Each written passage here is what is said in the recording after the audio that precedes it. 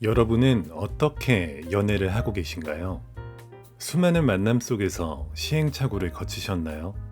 아니면 책으로 연애를 배우셨나요? 빅토리아 시대의 연애는 수많은 예절과 규범 속에서 길을 찾는 여정이었습니다. 하지만 걱정할 필요는 없었죠. 그 시절에는 남자는 신사답게, 여자는 정숙한 숙녀답게, 그리고 구애 과정에서 모두가 어떻게 행동해야 하는지 알려주는 예절서가 넘쳐났기 때문입니다.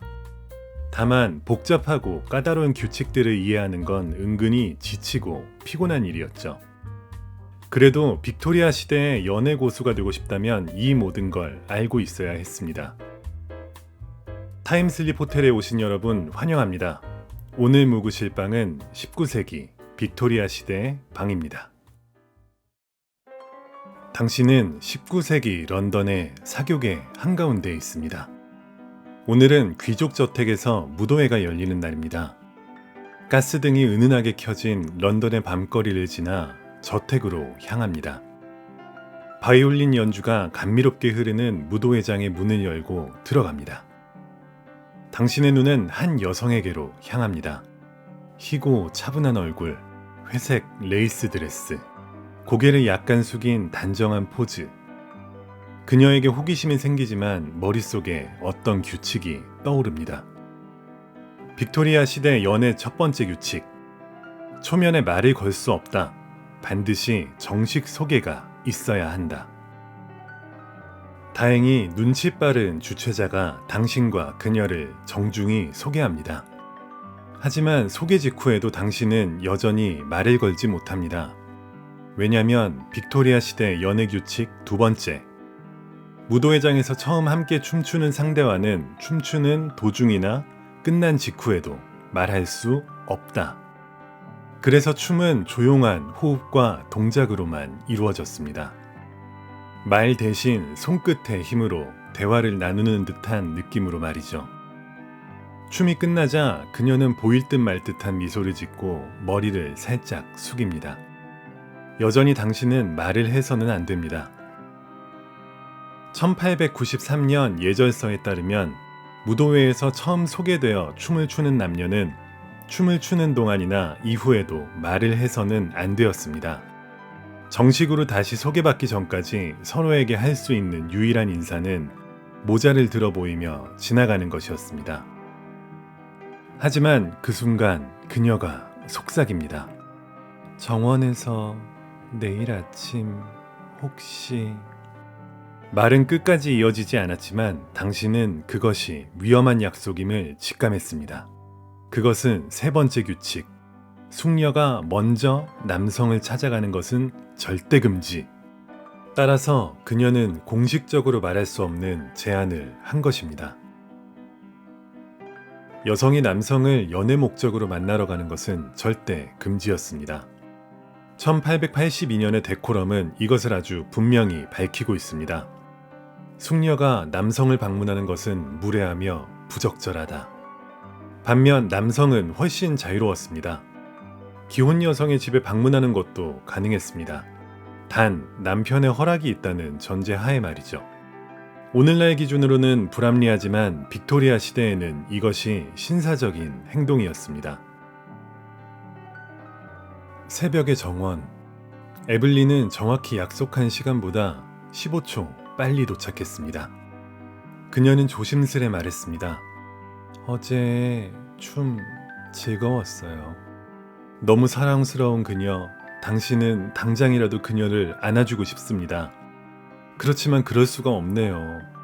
네 번째 규칙, 공공장소에서 약혼 전 애정 표현은 금지. 그래서 당신은 멀리서 절제된 미소만 보여줄 수밖에 없었습니다. 약혼녀와 함께 있을 때조차 지나친 애정 표현은 금물이었습니다. 타인에게 조롱의 미소를 유발할 행동은 해서는 안 된다. 그래도 약혼자끼리라면 초상화나 머리카락은 서로 교환해도 된다. 키스는 안 되지만 머리카락 교환은 괜찮다. 이것이 빅토리아식 로맨스입니다. 대화를 이어가고 싶은 마음에 당신은 책에서 뜯어둔 작은 시 구절을 선물하고 싶지만 다섯 번째 규칙, 남성이 여성에게 선물하는 행위는 위험. 숙녀는 선물을 절대 받지 말아야 한다. 에블린도 조용히 말합니다. 죄송해요. 받을 수 없어요. 규칙이 허락하지 않아요. 남자들은 마음에 드는 여인에게 선물을 하고 싶어 했지만 여성이 받는 쪽에서는 이야기가 달랐습니다. 1837년 예절서 젊은 숙녀의 친구는 말합니다. 숙녀는 남성에게서 선물을 받지 않는 것을 원칙으로 하라. 다소 과해 보이지만 이유는 명확했습니다. 한번 선물을 받기 시작하면 남성이 계속해서 의미를 부여하고 마음을 드러내기 쉽기 때문이었습니다. 또 단호하게 거절하는 것이 서로의 감정을 덜 상하게 하고 여성을 더 큰 곤란에서 지켜준다고 했습니다. 당신은 친절을 절제하며 조심스럽게 대화를 이어갑니다. 그녀는 말합니다. 오늘 밤 아버지가 저에게 새로운 구원자를 소개한대요. 시간은 없고 규칙은 많습니다. 당신은 결심합니다. 그녀에게 청혼하기로. 날이 밝고 정오가 되었습니다. 당신은 그녀의 집으로 향합니다. 여성을 찾아가는 것은 불가능하지만 그녀의 아버지를 방문하는 것은 허용됩니다. 당신은 하트우드 경에게 정중히 묻습니다. 저는 귀하의 따님을 존중합니다. 그녀에게 정식으로 구애해야 할 기회를 얻고 싶습니다. 하트우드 경은 차갑게 말합니다. 딸의 마음을 얻고 싶다면 그 전에 신사의 품격을 보여보시오. 신사의 품격, 어떻게 표현해야 할까요? 그 순간 바로 떠오릅니다. 6번째 규칙. 여성이 공격받으면 남성은 중재하고 그녀를 방어해야 한다. 설령 싸움을 먼저 시작한 쪽이 그녀라도. 그때 집안에서 시끄러운 언쟁이 들립니다. 집안 하인이 에블린을 향해 무례한 말을 하고 있었습니다. 당신은 침착히 다가가 중재하며 말합니다. 당신의 말투는 숙녀에게 적합하지 않습니다. 정중히 사과하십시오. 하인은 당황해 고개를 숙입니다. 1859년에 비들의 예절서에 따르면 언어적인 공격을 받을 때 신사는 숙녀를 보호할 준비가 되어 있어야 했습니다. 만약 말싸움을 먼저 시작한 사람이 여성이더라도 남성은 중재하거나 사과를 대신할 준비를 해야 했습니다. 단, 상대편을 너무 들면 자신도 무례한 사람처럼 보일 수 있으니 주의하라고 했습니다. 하트우드 경은 조용히 당신을 바라보며 말합니다. 좋소. 다음 무도회에서 에블린에게 정식으로 춤을 청하시오. 딸애가 응하면 더 이상 반대하지 않겠소. 무도회 전날 당신과 에블린은 동행을 허락받았습니다. 당신은 자연스럽게 인도의 바깥쪽으로 걷습니다. 그녀가 묻습니다. 왜 도로 쪽으로 걸으세요? 위험한데. 당신은 답합니다. 7번째 규칙. 남성은 항상 여성을 보호하기 위해 더 위험한 쪽으로 걷는다. 에블린은 부드럽게 미소 짓습니다. 그녀의 눈에 당신은 확실히 신사처럼 보이기 시작했습니다. 그 시대에 널리 알려진 예절은 길을 걸을 때 신사는 도로 반대편, 즉 여성보다 위험한 쪽을 걷는 것이었습니다. 웅덩이에 튀는 물, 마차 사고 등 거리의 위험으로부터 여성을 보호하기 위해서입니다.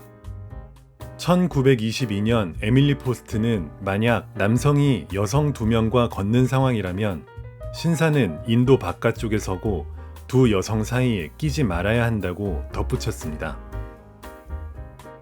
그 순간 다른 여성이 지나가며 당신에게 인사를 건넵니다. 당신과 조금 친하다는 듯한 말투. 에블린이 잠시 눈길을 피합니다. 당신은 재빨리 떠올립니다. 질투를 유발하려는 행동은 비겁하고 경멸받아야 한다. 당신은 그녀에게 분명히 말합니다. 오해하지 마세요. 저는 저 여성과 아무 사이도 아니며 저는 당신에게 실망을 드리고 싶지 않아요. 그녀의 표정이 다시 부드러워졌네요. 무도회장, 드레스의 바스라김. 조용한 음악. 당신은 그녀에게 다가갑니다. 그리고 정중하게 요청합니다. 에블린 양, 저와 춤을 함께 해주시겠습니까?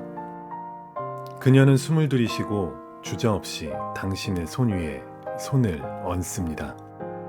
주변이 술렁입니다. 왜냐하면 말없이 춤을 추며 서로를 인정하는 것, 이것이 정식 구애의 시작이었기 때문입니다. 춤이 끝날 무렵 그녀는 살짝 떨리는 손으로 자신의 머리카락 한 가닥을 조심스럽게 잘라 작은 주머니에 넣어 당신에게 건넵니다. 제가 줄 수 있는 유일한 애정의 증표예요. 그리고 말합니다. 저는 당신을 선택할게요. 1870년 오슨 스콰이어 파울러의 저서는 사랑을 얻는 비결을 다음과 같이 설명합니다.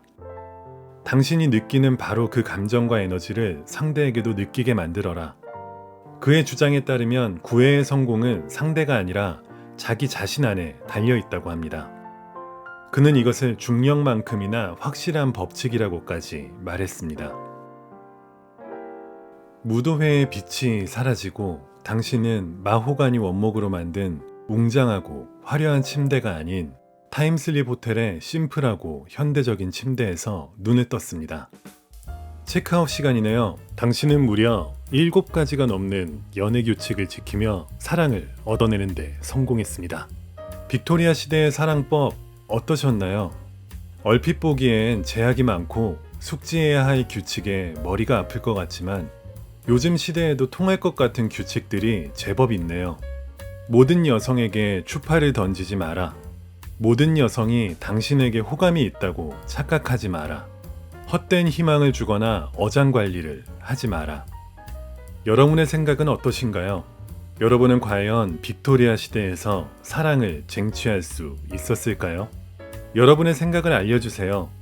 영상이 재미있으셨다면 구독과 좋아요도 부탁드립니다. 시청해주셔서 감사합니다. 다음 시간에는 또 다른 타임슬립 여행으로 찾아뵙겠습니다.